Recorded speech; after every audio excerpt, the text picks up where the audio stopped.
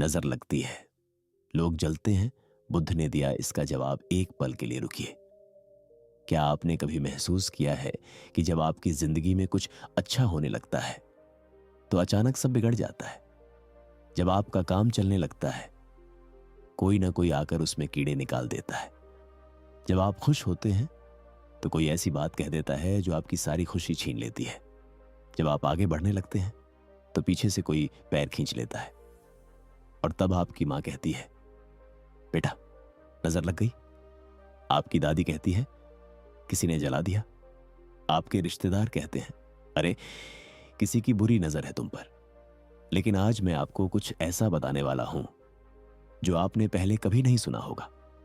आज से 2500 साल पहले एक इंसान ने इस पूरी समस्या का ऐसा जवाब दिया जो आज के विज्ञान से भी मेल खाता है।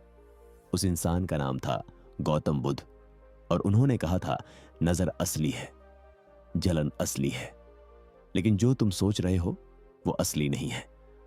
आज की इस वीडियो में हम समझेंगे कि नजर और जलन का असली रहस्य क्या है और बुद्ध ने इससे बचने का क्या रास्ता बताया था।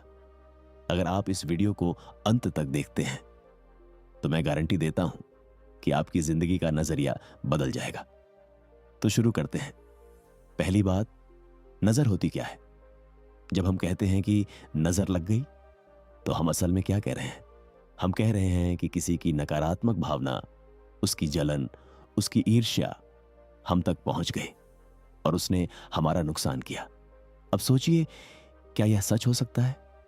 बुद्ध कहते हैं, हां बिल्कुल हो सकता है।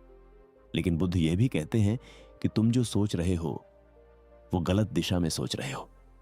बुद्ध ने एक बार अपने शिष्यों से कहा था, जब कोई तुम्हारे बारे में बुरा सोचता है तो वो बुराई पहले उसी के मन को जलाती है, जैसे जलती हुई लकड़ी पहले अपने आप को ही जलाती है। रुकिए, इसे एक बार और सुनिए। जलन पहले जलने वाले को जलाती है, तुम्हें नहीं। यह बुद्ध की सबसे बड़ी शिक्षाओं में से एक है। अब सवाल यह है, फिर नुकसान कब होता है? नुकसान तब होता है जब तुम उस जलन को महसूस करते हो, जब तुम उसे सोचने लगते हो, जब तुम उससे डरने लगते हो, जब तुम अपनी ऊर्जा उस पर लगाने लगते हो। जिस पल तुम नजर के बारे में सोचने लगते हो, उसी पल तुमने खुद पर नजर लगा ली। यह बात थोड़ी चौंकाने वाली है ना? लेकिन रुकिए, अभी और भी है। दूसरी बात, जलन क्यों लगती है? एक गांव में एक किसान था। उसके खेत में बहुत अच्छी फसल उगी। पूरे गांव ने देखा। कुछ लोग खुश हुए, लेकिन कुछ लोगों के मन में आग जल उठी। उन लोगों ने उस किसान के बारे में बुरा सोचा, उसकी निंदा की, उसे नीचा दिखाने की कोशिश की। और तब किसान ने बुद्ध से पूछा, भगवान, ये लोग मुझसे इतनी जलन क्यों रखते हैं? बुद्ध मुस्कुराए और बोले, क्योंकि तुम आगे हो। जो पीछे होते हैं वो जलते हैं, जो साथ होते हैं वो देखते हैं, जो आगे होते हैं वो प्रेरणा लेते हैं। जलन हमेशा नीचे से ऊपर की तरफ उठती है, कभी ऊपर से नीचे नहीं आती। इसका मतलब समझो, जब कोई तुमसे जलता है तो वो तुम्हारी सफलता का सबूत है, वो तुम्हारी कमजोरी का नहीं। जब कोई तुम्हारी नजर उतारने लगे तो समझ जाओ कि तुम सही रास्ते पर हो। जब लोग पीठ पीछे बुराई करें तो समझो कि सामने आने की हिम्मत उनमें नहीं है, क्योंकि जो सच में तुम्हारे बराबर होते हैं वो तुम्हें नजरअंदाज करते हैं, और जो तुमसे नीचे होते हैं वो तुमसे जलते हैं। इसलिए अगली बार जब कोई जले, मुस्कुराइए, क्योंकि आप आगे हैं।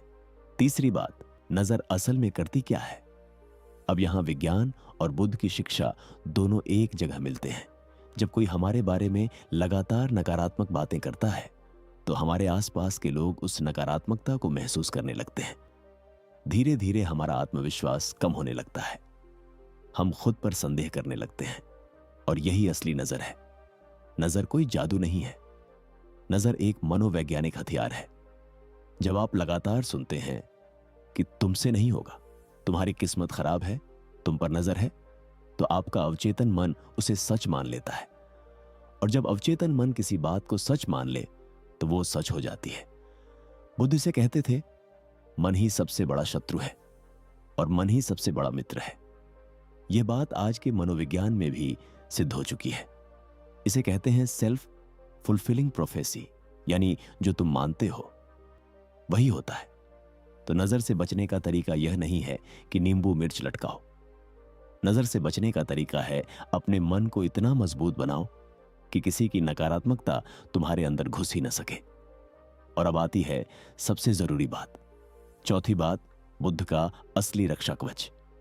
एक बार एक राजा ने बुद्ध से पूछा, भगवान, मेरे दरबार में बहुत से लोग हैं जो मुझसे जलते हैं, मेरी बुराई करते हैं, मुझे नीचा दिखाने की कोशिश करते हैं, मैं क्या करूं?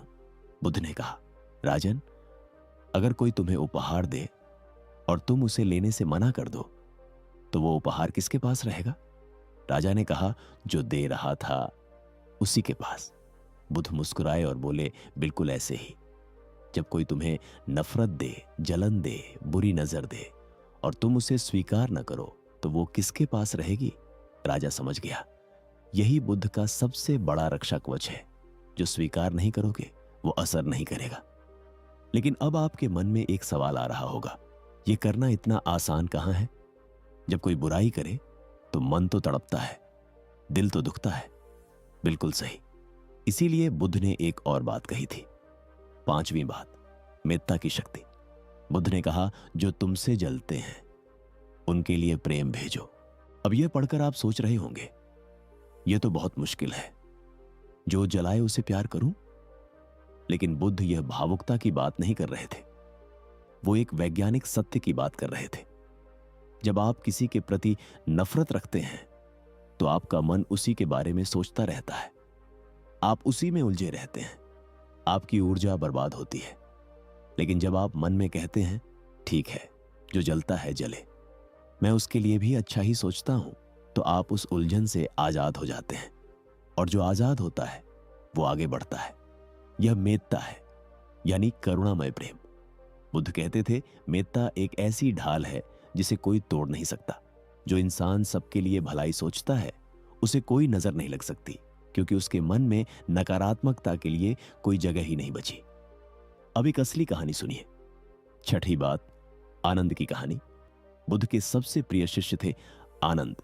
एक बार एक महिला आनंद के पास आई और बोली, आपके गुरु की बहुत निंदा हो रही है। लोग कह रहे हैं कि वो ढोंगी हैं, कि उनकी शिक्षाएं झूठी हैं, पूरे शहर में उनकी बुराई हो रही है। आनंद के मन में क्रोध आया, वो बुद्ध के पास दौड़े गए। उन्होंने कहा, भगवान, लोग आपकी निंदा कर रहे हैं, आपको कुछ करना चाहिए। बुद्ध ने शांति से पूछा, आनंद, अगर कोई तुम्हें एक थाली में खाना परोसे और वो खाना जहरीला हो और तुम उसे न खाओ तो क्या होगा? आनंद ने कहा, मैं बच जाऊंगा। बुद्ध बोले, बिल्कुल, जो निंदा करते हैं वो एक जहरीली थाली लेकर आते हैं। अगर मैं उनकी निंदा को स्वीकार नहीं करता तो वो निंदा उन्हीं के पास वापस चली जाती है। और आनंद चुप हो गए। यही बुद्ध का जवाब था नजर और निंदा के लिए। स्वीकार मत करो, क्योंकि जो स्वीकार नहीं होगा वो असर नहीं करेगा। सातवीं बात, जलन का असली इलाज। अब आखिरी और सबसे जरूरी बात, बुद्ध कहते थे, जलन का इलाज दूसरों में नहीं है, जलन का इलाज खुद में है। जब आप इतना बड़ा काम करें कि लोगों के पास जलने के अलावा कोई चारा न हो तो आप जीत गए। जब आप इतने शांत हों कि किसी की बुरी नजर आप तक पहुंच ही न सके तो आप सुरक्षित हैं। जब आप इतने व्यस्त हों अपने लक्ष्य में कि आपके पास यह सोचने का समय ही न हो कि कौन जल रहा है, तो आप आजाद हैं। यही बुद्ध का असली रक्षा कवच है। कोई नींबू मिर्च नहीं, कोई धागा नहीं, कोई झाड़ फूंक नहीं, बस एक मजबूत मन, एक शांत आत्मा और एक स्पष्ट लक्ष्य। तो आज से एक काम करिए, जब भी कोई आपकी निंदा करे, जब भी कोई आपसे जले, जब भी लगे कि किसी की नजर है आप पर, मन ही मन कहिए, धन्यवाद, तुम्हारी जलन मेरी सफलता का प्रमाण है। और फिर आगे बढ़ जाइए, क्योंकि जो रुकते हैं वो जलते हैं और जो चलते रहते हैं वो जलाते हैं। बुद्ध ने कहा था, अप दीपो भव, यानी अपना दीपक खुद बनो। जब आप खुद जलते हैं तो दूसरों की नजर की जरूरत नहीं, और जो खुद जलता है उसे कोई बुझा नहीं सकता। यह वीडियो अगर आपको अच्छी लगी तो एक काम करिए, किसी एक ऐसे इंसान को यह वीडियो भेजिए जो इस वक्त किसी की जलन या नजर से परेशान हो सकता है यह वीडियो उसकी जिंदगी बदल दे। और अगर आप चाहते हैं कि बुद्ध की ऐसी और शिक्षाएं को आपको मिलती रहे तो इस चैनल को अभी सब्सक्राइब करिए। मिलते हैं अगली वीडियो में।